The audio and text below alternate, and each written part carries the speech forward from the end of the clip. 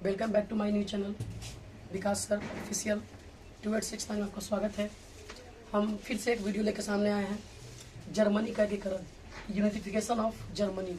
ये 10th में और कंपटीशन से ऐसे क्वेश्चन पूछे जाते हैं और 10th में तो खैर बार बार ही पूछा जाता है। इससे एक क्वेश्चन ऑब्जेक्टिव, दो ऑब्जेक्टिव क्वेश्चन रहता है, दो सब्जेक्टिव हमेशा ऐसा रहता है। ठीक है, जर्मनी का एकीकरण क्या है आज हम पूरा डिस्क्राइब करेंगे। जर्मनी का एकीकरण क्या है, कैसे हुआ, कौन कौन से चरण थे। ठीक है, तो आइए हम आसानी से समझते हैं जर्मनी का एकीकरण, यूनिफिकेशन ऑफ जर्मनी। इसको समझने के पहले हम ये जानेंगे कि जर्मनी का एकीकरण में सबसे पहले एकीकरण क्या है, एकीकरण कहते किसको है। तो व्हाट इज एकीकरण यानी व्हाट इज यूनिफिकेशन। तो क्या बोलेंगे कि जब दो राज्यों को या दो प्रांतों को या दो राष्ट्रों को आपस में एक जगह मिलाना, यानी एक जगह मिलाना, हम उसको क्या बोलते हैं, एकीकरण बोलते हैं।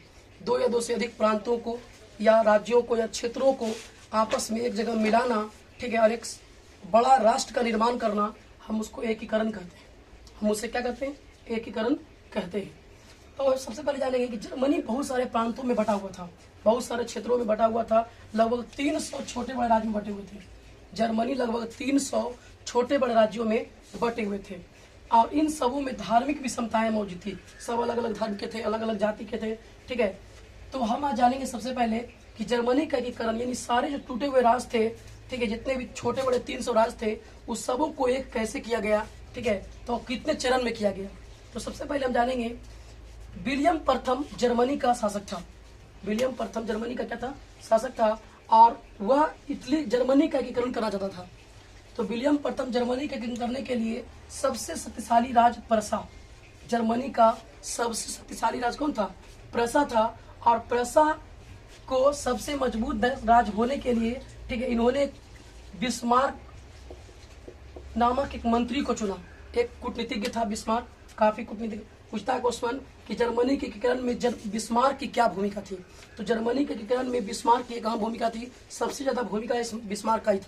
बिस्मार्क इतिहास में कूटनीतिक के नाम से जाना जाता है। इतना कूटनीतिक दिमाग लगाते रहता था, ठीक है, कि कभी भी जहां से ही शुरुआत करता था वहीं पे बंद कर देता था, यानी उसी का तलवार उसी पर वार करता था। ये तो बहुत सातित दिमाग का था बिस्मार्क। तो विलियम प्रथम जर्मनी के एकीकरण करने के लिए सबसे पहले बिस्मार्क को अपने अधीन लिया और अपने प्रधानमंत्री के रूप में इसको चुना, चांसलर के रूप में इसको चुना। अब बिस्मार्क का कहना था कि हम प्रसा के साथ साथ सारे राज्यों को, हम जो भी इर्द गिर्द देश है, सब जो इस पर कब्जा किए हुए हैं, सबसे हम इसको मुक्त करें और पूरा जितने भी छोटे छोटे क्षेत्र हैं, सब छोटे छोटे क्षेत्र को मिलाकर एक जर्मनी को हम स्वतंत्र बनाएं और जर्मनी का एकीकरण करें। तो इसके लिए प्रसा क्या किया, सबसे पहले ऑस्ट्रिया के साथ मिलकर पूरे जर्मनी पर तीनों का अधिकार था। डेनमार्क का अधिकार था, उत्तरी क्षेत्र डेनमार्क का, दक्षिणी क्षेत्र फ्रांस का, और उत्तरी पूर्वी इधर क्षेत्र जो पड़ता है ऑस्ट्रिया का अधिकार था। तो बिस्मार्क जो था, सबसे पहले ऑस्ट्रिया को अपने दोस्त बना लिया। ठीक है, क्योंकि दो दोस्त मिलकर ही अगला पर वार कर सकता है। तो पहले ऑस्ट्रिया को अपने अधीन ले लिया और ऑस्ट्रिया को अधीन लेकर और डेनमार्क पर 1864 ईस्वी में, डेनमार्क पर 1864 ईस्वी में आक्रमण कर दिया और सेल्सविग और होल्स्टाइन ये दो क्षेत्रों को अपने जीत लिया। यानी ऑस्ट्रिया के सैनिक और बिस्मार्क के सैनिक यानी प्रसा के सैनिक, यानी प्रसा और ऑस्ट्रिया दोनों ने मिलकर डेनमार्क पर क्या किया, आक्रमण किया। और आक्रमण करने के बाद होल्स्टाइन और सेल्सविग ये दोनों क्षेत्र को जीत लिया, क्योंकि डेनमार्क जो था ये जर्मनी के उत्तरी दो क्षेत्र पर कब्जा किए हुए था, एक सेल्सविग और एक होल्स्टाइन। तो ये दोनों क्षेत्र को कब्जा करके जीत लिया डेनमार्क। जब जीत लिया तो फिर बाद में बिस्मार्क फिर से अपना नीति लगा दिया। ठीक है, कि उस समय एक संधि हुआ था ऑस्ट्रिया के साथ कि ऑस्ट्रिया बोला, ऑस्ट्रिया को एक राज्य चाहिए था दोगो में। तो बिस्मार्क बोला कि तुमको एक राज्य मिल जाएगा, यानी होल्स्टाइन और सेल्सविग, ये दो गो में एगो राज्य उसको मिल जाएगा। तो ऑस्ट्रिया को मिला होल्स्टाइन और बिस्मार्क को मिला सेल्सविग। अब ये दोनों संधि करके फिर आगे जाके दोनों में तनाव हो गया। उसके बाद डेनमार्क की यहाँ हार हुई और डेनमार्क का प्रभाव जो जर्मनी पर से था, वो प्रभाव इसका क्या हो गया, खत्म हो गया। तो ये होल्स्टाइन और सेल्सविग यानी उत्तरी क्षेत्र इसका क्या हो गया, स्वतंत्र हो गया। उसके बाद बिस्मार्क ने फिर से यहाँ कूटनीतिक दिमाग लगाया और इन्होंने क्या किया, फिर ऑस्ट्रिया से युद्ध करना चाहा। ऑस्ट्रिया से क्या करना चाहा, युद्ध करना चाहा, क्योंकि ऑस्ट्रिया भी 2-4 क्षेत्र 10 क्षेत्र पे क्या किया था, अपना अधिकार जमाए हुए था। तो इसको ऑस्ट्रिया से लड़ने के लिए इन्होंने क्या किया, सबसे पहले फ्रांस को समर्थन में ले लिया। पहले फ्रांस को अपने अधीन ले लिया, अपने समर्थन में ले लिया, इधर पोलैंड को समर्थन में ले लिया और रूस को भी समर्थन में ले लिया। क्यों? क्योंकि रूस में जब 1861 में युद्ध हो रहा था तो उस समय जार को यह मदद किया था प्रसा, तो इसीलिए जार भी प्रसा को क्या किया, मदद किया। तो उधर रूस का समर्थन हो गया, फ्रांस का, स्विट्जरलैंड का, सबके समर्थन से ऑस्ट्रिया और प्रसा ये दोनों में 1866 ईस्वी में सेडोवा का लड़ाई हुआ। सेडोवा का एक युद्ध हुआ और यह युद्ध में, इस युद्ध में ऑस्ट्रिया की बुरी तरह से हार हुई। ऑस्ट्रिया की बुरी तरह से क्या हुई, हार हुई। जब ऑस्ट्रिया हार गया तो ऑस्ट्रिया का जितना भी प्रभाव था जर्मनी पर, सारा प्रभाव इसका क्या हो गया, खत्म हो गया। यानी ऑस्ट्रिया का सारा प्रभाव इस पर क्या हो गया, खत्म हो गया। फिर से यहाँ बिस्मार्क एक कूटनीतिक दिमाग लगाया और यह दिमाग क्या लगाया कि अब शेष जर्मनी यहाँ पे लगभग ऑस्ट्रिया और डेनमार्क की दोनों देश को छोड़ दिया तो लगभग 22 राज्य में पूरा जितने भी छोटे छोटे क्षेत्र थे 22 क्षेत्र में सबको बांट दिया गया। अब शेष जर्मनी का एकीकरण करने के लिए प्रसा को फ्रांस के साथ युद्ध करना था। शेष जर्मनी को एकीकरण करने के लिए प्रसा को किसे युद्ध करना था, फ्रांस के साथ युद्ध करना था। तो प्रसा और फ्रांस ये दोनों मिलकर 1870 ईस्वी में फिर से एक निर्णायक युद्ध किया और यही युद्ध सेडौन का युद्ध कहलाया। सेडौन का युद्ध कहलाया और इसी को बोलते हैं सेडौन का युद्ध। और इस युद्ध में फ्रांस की बुरी तरह से क्या हुई, हार हुई। यानी फ्रांस भी हार गया, ऑस्ट्रिया भी हार गया, डेनमार्क भी हार गया। यानी कुल मिलाकर जो 300 छोटे बड़े राज्य थे, ये सारे 300 छोटे बड़े राज्य अब 39 गणराज्य बन गए। 39 गणराज्य में सबको बना दिया गया।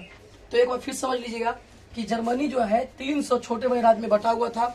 जर्मनी 300 छोटे बड़े राज्य में बटा हुआ था। इसमें डेनमार्क पर 2 का अधिकार था, 2 क्षेत्र पर डेनमार्क का अधिकार था। ऑस्ट्रिया का भी कुछ क्षेत्र पर अधिकार था और इधर फ्रांस का भी दक्षिणी क्षेत्र पर पूरा अधिकार था। तो बिस्मार्क जो था एक कूटनीतिक दिमाग का था और विक्टर इमैनुअल ने इसको चुना था अपने चांसलर के रूप में। बिस्मार्क प्रसा का एक शक्तिशाली राज्य था और यह चाहता था कि जर्मनी का पूरा एकीकरण करे।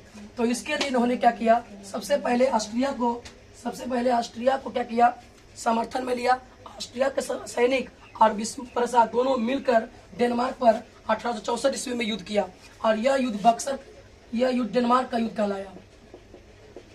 युद्ध क्या कहलाया, डेनमार्क का युद्ध कहलाया। और यह डेनमार्क के युद्ध में डेनमार्क की बुरी तरह से हार हुई और हॉलस्टाइन और सेल्सविक ये दोनों क्षेत्र जो था, ठीक है, जर्मनी के अधीन हो गया, यानी प्रसा के अधीन हो गया, जिसमें हॉलस्टाइन मिला ऑस्ट्रिया को और सेल्सविक मिला प्रसा को। फिर एक संधि हुई, दोनों संधि में फिर दोनों सब संधि हुआ। तो उसके बाद ये पता किया गया कि ऑस्ट्रिया के साथ हमको क्या करना है, युद्ध करना है, क्योंकि जब प्रसा को, बिस्मार्क को एनी हाउ किसी भी तरह जर्मनी का पूरा एकीकरण करना था। तो इसके लिए क्या किया, अब जब बिस्मार्क यहाँ फिर से अपना कूटनीतिक दिमाग लगा लिया तो इन्होंने क्या किया कि अब हम जब डेनमार्क को जीत ही लिया तो सोचा कि हम ऑस्ट्रिया को जीत लेंगे। तो ऑस्ट्रिया को जीतने के लिए इन्होंने क्या किया, सबसे पहले ऑस्ट्रिया को विदेशी देशों से तोड़ा कि अगल बगल जो भी देश इसको समर्थन में आएगा इसको पहले दूर दराज से हम तोड़ देंगे, तो इस पर हम आसानी से अपना जो प्रभाव जमा पाएंगे। तो इसको पहले फ्रांस से तोड़ा, फ्रांस को समर्थन में लिया। फ्रांस को कहा, प्रसा कहा कि दक्षिणी क्षेत्र का कुछ क्षेत्र तुमको मिलेगा और फ्रांस इसका समर्थन करने लगा। तो फ्रांस और प्रसा और इधर जितने भी रूस के सम्राट जो जार था उसको भी 1861 के युद्ध में इन्होंने प्रसा जो क्या किया था, हेल्प किया था बिस्मार्क। तो इसीलिए अब जार भी क्या किया, उसको हेल्प करना शुरू कर दिया। यानी रूस से भी तोड़ दिया, इधर स्विट्जरलैंड से तोड़ दिया, फ्रांस से भी तोड़ दिया। तो ऑस्ट्रिया विदेशी ताकतों से टूट गया, किसी तरह कोई इसको हेल्प नहीं किया। और तब प्रसा और ऑस्ट्रिया दोनों में युद्ध किया 1866 ईस्वी में और सेडोवा के मैदान में हुआ और यह युद्ध काफी निर्णायक हुआ। इस युद्ध में ऑस्ट्रिया की बुरी तरह से हार हुई। ऑस्ट्रिया की बुरी तरह से क्या हुई, हार हुई और ऑस्ट्रिया का जो प्रभाव था जर्मनी का वो लगभग क्या हो गया, खत्म हो गया। अब हम लोग जानेंगे कि जर्मनी का लगभग शेष भाग जो था जर्मनी का एकीकरण हो गया था। यहाँ 22 राज्य में बांट दिया गया था पूरे 300 राज्यों को, लेकिन अब शेष दक्षिणी क्षेत्र था उस पर फ्रांस का अधिकार था। फिर यहाँ बिस्मार्क को अपना कूटनीतिक दिमाग लगाया कि जब ऑस्ट्रिया को निकाल दिए, डेनमार्क को निकाल दिए, तो हमको किसको निकालना है, फ्रांस को निकालना है, क्योंकि फ्रांस का भी प्रभाव यहाँ दक्षिणी क्षेत्र जितने भी थे सब पर फ्रांस का कब्जा था। तो इन्होंने क्या किया, फ्रांस वाले को पहले सोचा कि निकाल देंगे, ठीक है। और फ्रांस चाहता था कि लग्जमबर्ग हुआ। ये लग्जमबर्ग बोलते हैं वैसा राज्य जो बॉर्डर सटे होते हैं, उसको बोलते हैं लग्जमबर्ग राज्य। तो फ्रांस चाहता था कि हम लग्जमबर्ग को भी सब जीत लें। तो इसके लिए क्या किया, प्रसा ने 1870 ईस्वी में फिर से एक फ्रांस के साथ युद्ध किया, निर्णायक युद्ध हुआ और इस युद्ध में फ्रांस की बुरी तरह से हार हुई। फ्रांस की बुरी तरह से क्या हुई? हार हुई। और जर्मनी का, फ्रांस का जर्मनी पर से जो प्रभाव था, पूरा प्रभाव क्या हो गया? खत्म हो गया। और जर्मनी का पूर्ण एकीकरण हुआ 10 मई 1871 को फ्रैंकफर्ट की संधि के द्वारा जर्मनी का पूरा एकीकरण कर दिया गया। पूरा जर्मनी का एकीकरण कर दिया गया। शेष हम जो इसके बाद जो आगे पढ़ाएंगे, ठीक है, इटली का एकीकरण पढ़ाएंगे। और इटली के एकीकरण में आपको बताएंगे कि इटली के एकीकरण में कैसे हुआ था और उसका भी जो टूटे फूटे भाग थे। इसके बाद हम आपको बताएंगे जर्मनी के एकीकरण में कि कौन कौन सी बाधाएं थी, कौन कौन सी बाधाएं थी। तो आप सबसे पहले देख के समझ के चैनल को सब्सक्राइब कर दीजिएगा, लाइक कर दीजिएगा और शेयर जरूर कर दीजिएगा ताकि कुछ विद्यार्थियों के पास भी पहुंचे और टॉपिक को बढ़िया समझ पाए। जय हिंद।